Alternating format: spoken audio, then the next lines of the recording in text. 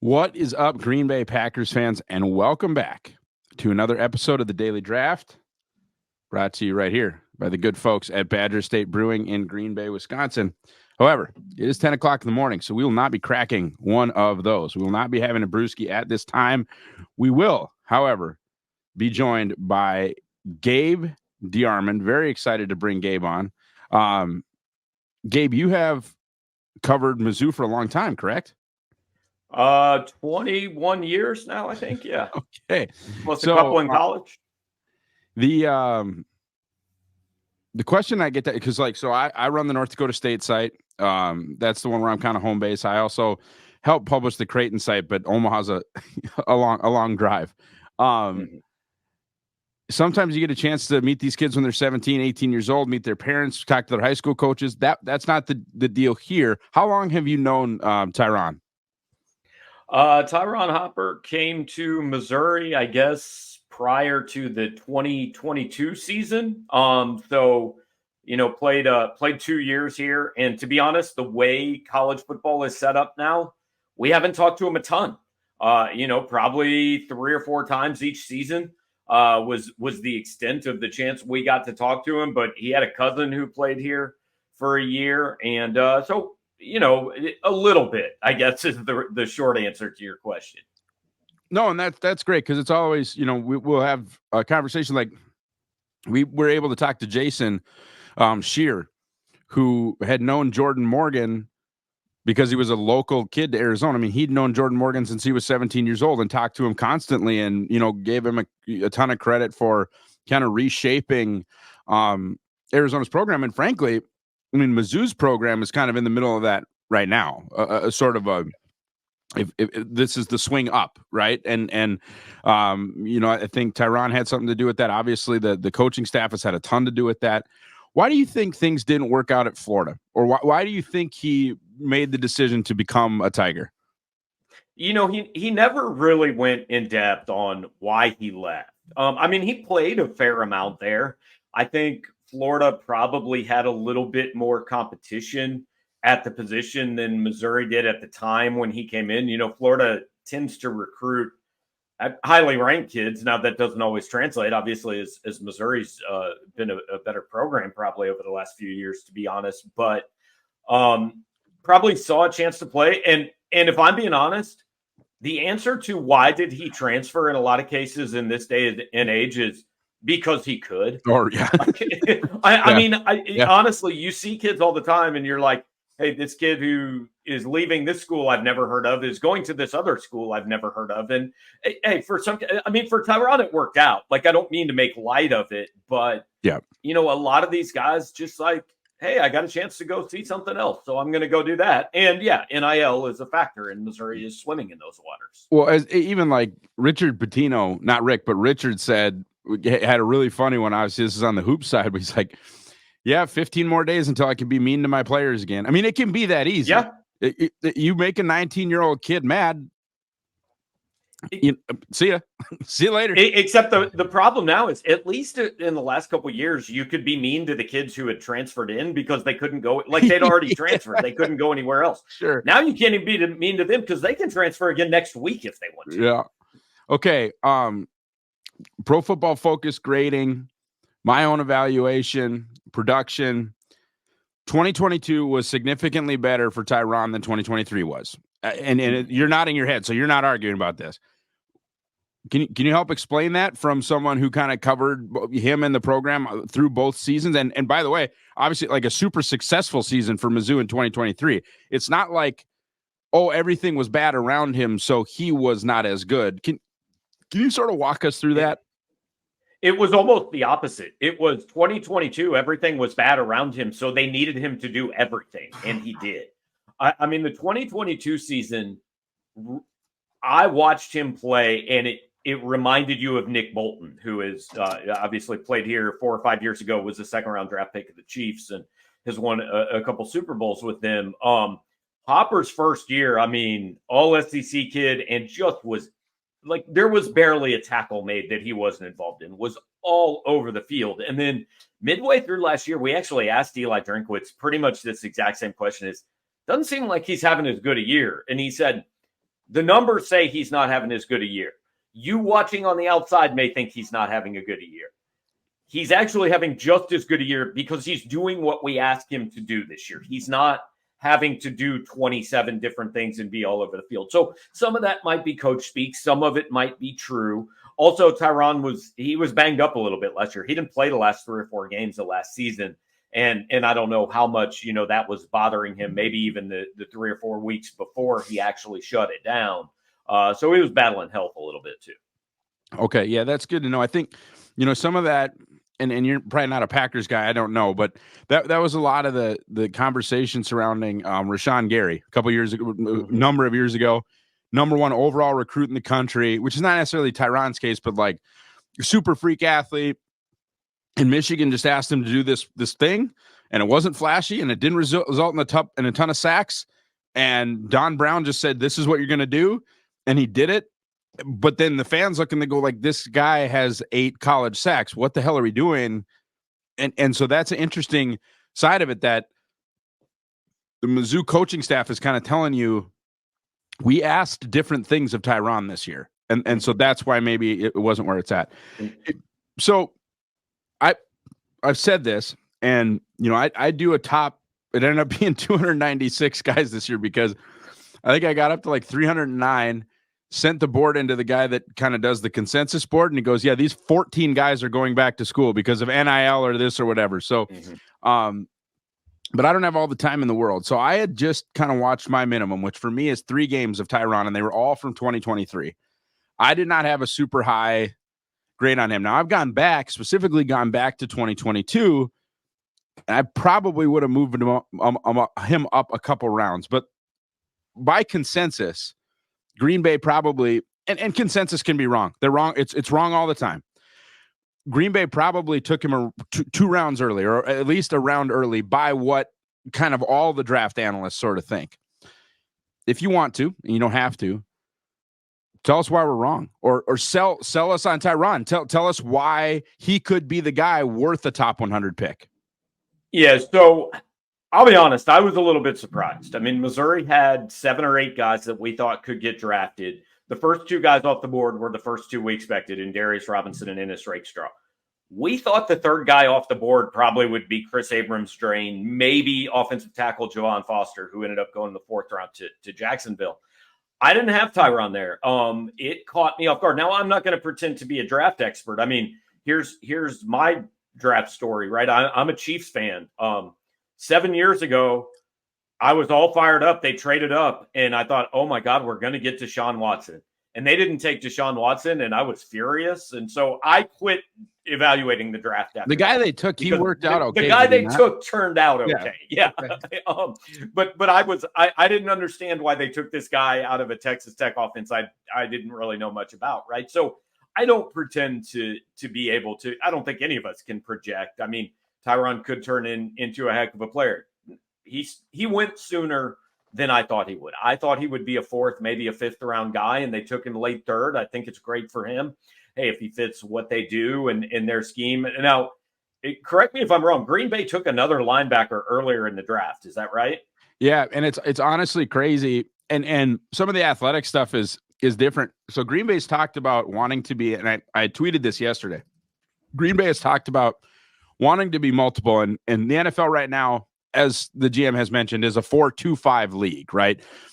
Green Bay's moving from a 3-4 to a 4-3, but largely that doesn't matter. And frankly, college football is very similar.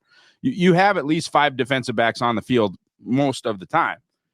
But he talks so much about interchangeability and learning all 3 positions and being able to substitute for one another, being able to play all over. If one guy goes down, the other guy knows his spot. So Edgerrin Cooper is 6'2" and an eighth right now. Edgerrin Cooper from Texas A&M is 6'2" and an eighth, 229.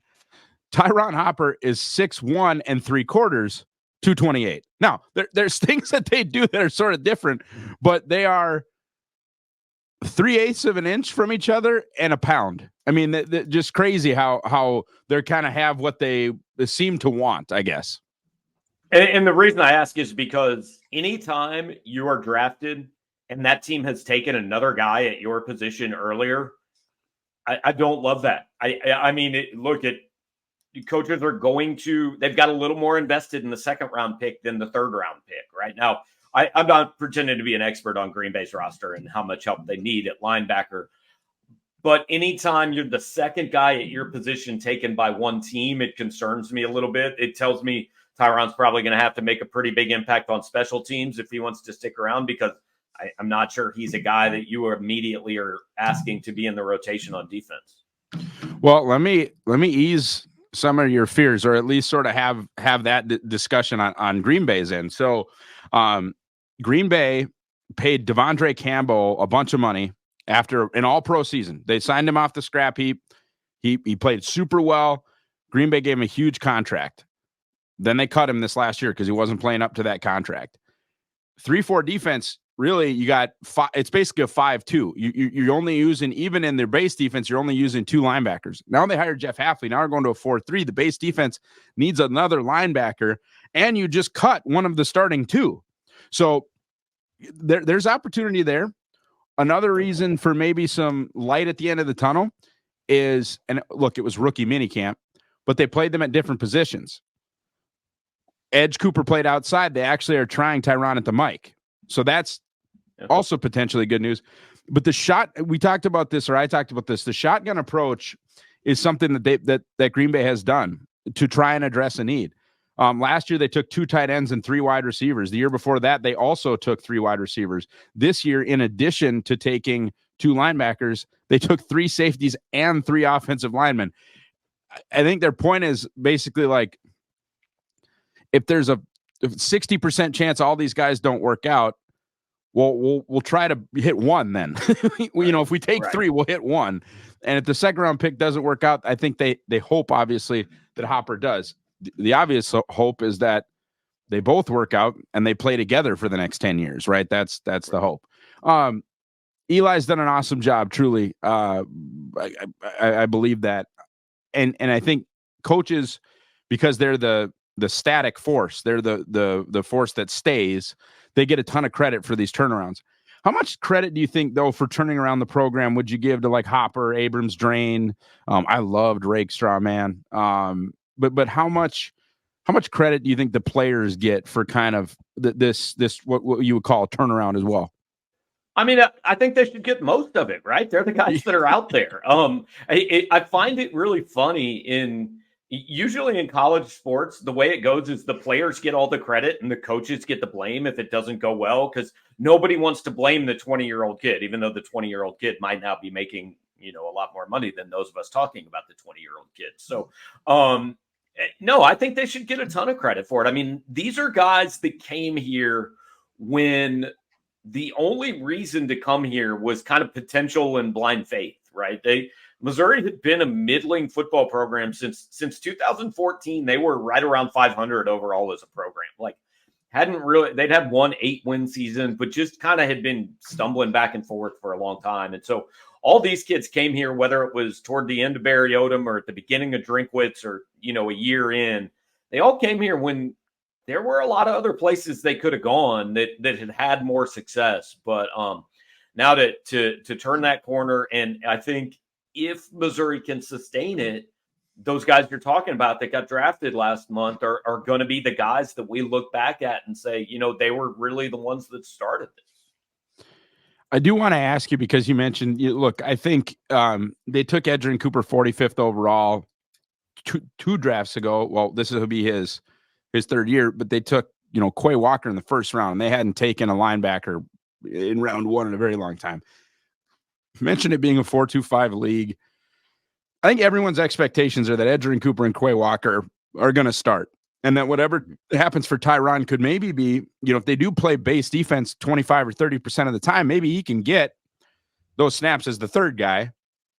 But you said the word special teams. I think it has to happen. I think it has to be a part of Tyron's projection. How do you think he projects to special teams? And also, we've seen, like, even who Green Bay drafted in round 2, Javon Bullard was one of their best players on defense, played a bunch of teams. Did Hopper play a lot on specials, even being kind of like the guy in the middle of that defense? I mean, I'll be honest, if he did, I never really noticed it. I mean, it's not like he's out there being a gunner or anything like that. I'm sure he was probably in there on some of the units, but he wasn't covering kickoffs or anything like that. But that's kind of the difference between carrying 85 to 100 guys on a roster and carrying basically the equivalent of 46 by the time you have your inactives on game day, right? Is you've got to have multiple ways to help out. And so I'm sure Tyron knows that coming into the league that hey, that's going to be a big part of it. And anytime you're jumping up a level, he's going from, hey, he's been one of the best players on every team he's ever played on to now he's just another guy with a whole bunch of really good players. So he's going to have to go start over proving himself. All right. The first part of this question, and we'll wrap it up here, but the first part of this question, as you mentioned, you might not have a great grasp on just because, it sounds like you've talked to him like a handful of times, not, right. Developed like a super serious relationship or sometimes, like I said, I'm not that old, but to say back in the day, you talk to a kid when he's 18 years old, he'd leave campus when he was 20, 22. You probably talked to him 30, 40, 50 times in that, right. In that stretch. So what do you think Packers fans can expect as a football player and as a person, if you kind of even have or maybe through conversations with coaches or people around him, but just kind of, what do you think expectations should be for Tyron Hopper? Yeah, the coaches and teammates super complimentary to the kid. I mean, he was productive here. He played well and real polite kid when we talked to him. But if your goal is to say get Tyron on this podcast and have him talk for 20 minutes, I would disavow of that notion. He's a quiet kid, doesn't talk a lot. I think the most emotion I've seen out of him, I actually was able to hop on a Zoom with him. His agent set up a Zoom for a few of us after he got picked, which was also his birthday. And that might legitimately have been the first time I've really seen Tyron smile and show genuine emotion. Doesn't mean he doesn't. Just dealing with the media, we never really saw that side of him, right? He was a pretty quiet kid, all about business. But look, he was a heck of a football player here and a guy that I know Missouri fans look on, like you said, as kind of one of the guys that helped turn the tide here. And so they would love to see him make that roster and make an impact. And where you're drafted and whether you're drafted higher than you were supposed to be or lower than you were supposed to be lasts until about September 6th. Yeah. And then it doesn't matter anymore, right? I mean, after that, doesn't matter. It's kind of like coming out of high school. Doesn't matter if you're a 5-star or an unrecruited walk-on. If you're good enough, eventually you go play and nobody cares about it anymore. So be interesting to see Tyron. I know, hey, 3rd round draft pick. I would fully expect he would make the roster, but I certainly be pulling for him to get in the rotation early.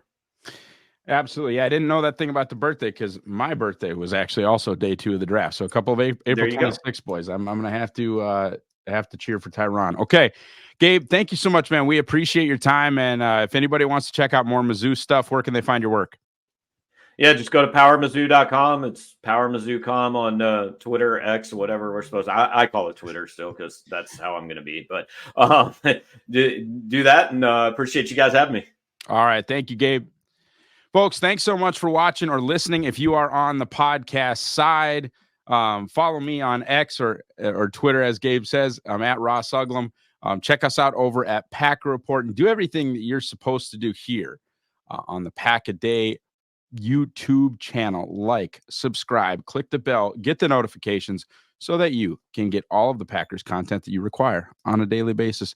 Have a great rest of your day, folks, and go Pack Go.